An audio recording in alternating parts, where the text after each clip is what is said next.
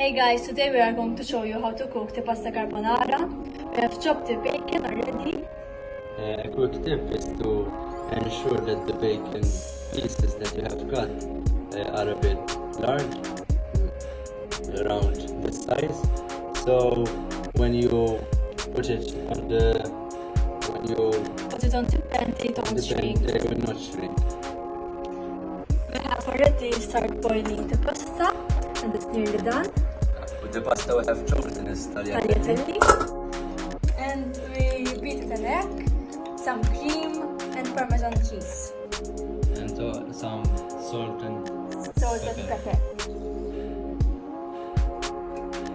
So now we are going to turn on the pan.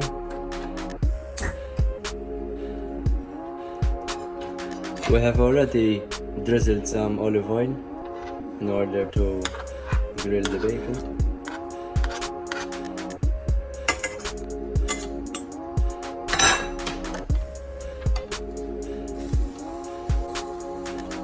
It's important to cook it on medium-low heat. And make sure to give it a stir so it doesn't burn.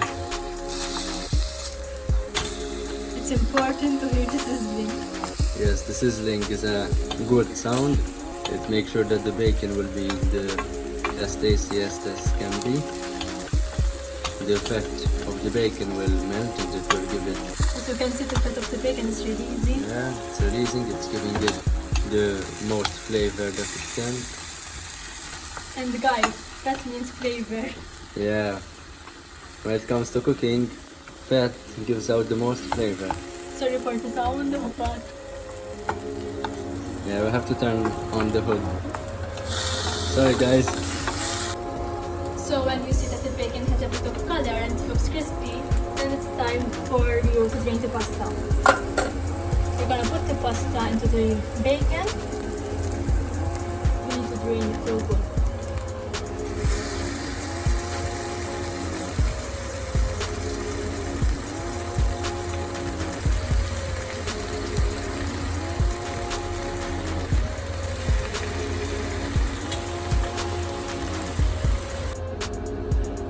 After we have drained the pasta and put the pasta into the pan, it is important that you start mixing the pasta gradually so that the bacon get mixed well into the pasta, and also the pasta will get some of the flavor that has come out from the bacon, from the fat of the bacon.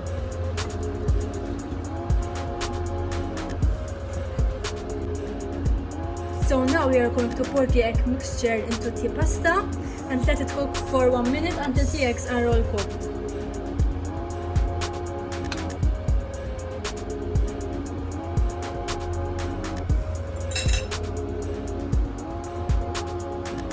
Make sure to spread the mixture evenly, and you start mixing immediately.